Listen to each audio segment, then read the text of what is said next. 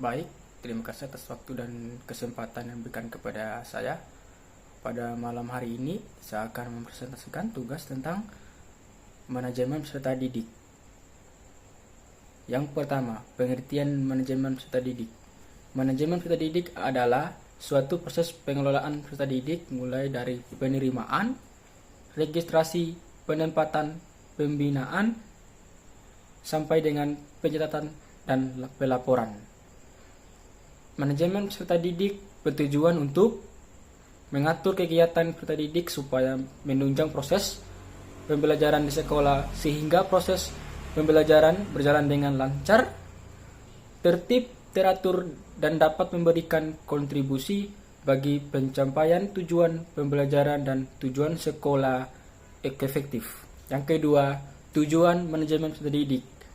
Adapun tujuan peserta didik diantaranya ada 5. Yang pertama, mengatur kegiatan peserta didik agar menunjang proses pembelajaran. Yang kedua, meningkatkan mutu pendidikan.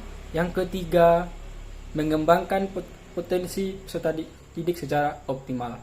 Yang keempat, memberikan layanan kepada peserta didik. Yang kelima, menjamin mutu lulusan. Yang ketiga yaitu fungsi manajemen peserta didik.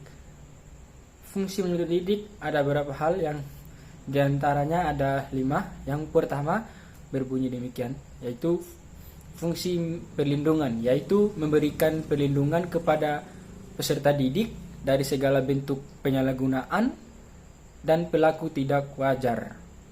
Yang kedua, fungsi pembinaan, yaitu membina dan mengembangkan potensi peserta didik secara optimal. Yang ketiga, fungsi pelayanan, yaitu memberikan layanan kepada peserta sesuai dengan kebutuhannya.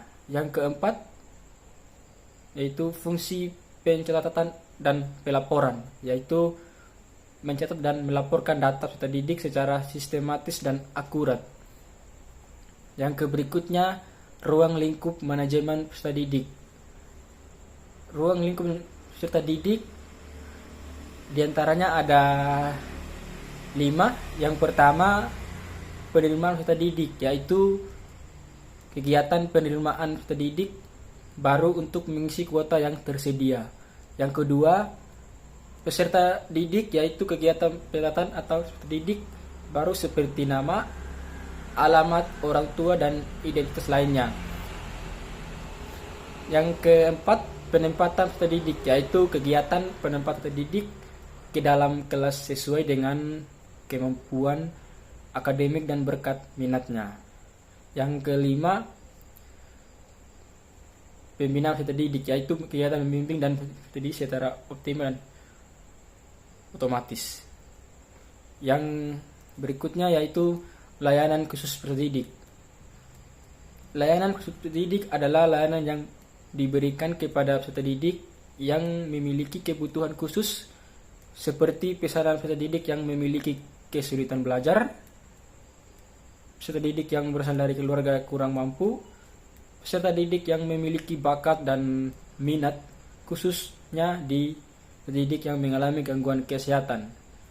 Layanan khusus peserta didik ini bertujuan untuk membangun peserta didik tersebut agar dapat mengikuti proses pembelajaran yang secara efektif. Adapun prinsip-prinsip manajemen peserta didik diantaranya adalah 5. Yang pertama, objektif, yaitu kegiatan manajemen peserta didik harus berdasarkan kepada tujuan yang jelas dan dapat diukur. Yang kedua, yaitu kegiatan manajemen peserta didik harus dapat menyesuaikan diri dengan perubahan yang terjadi.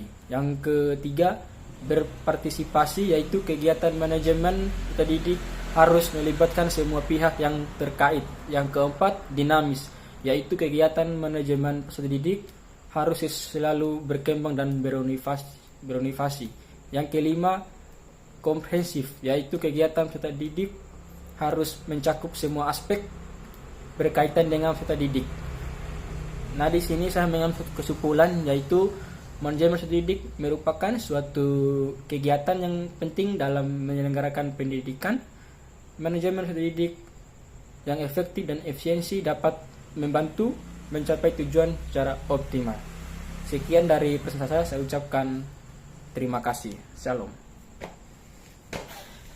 Enggak boleh. Cek dulu, Cok.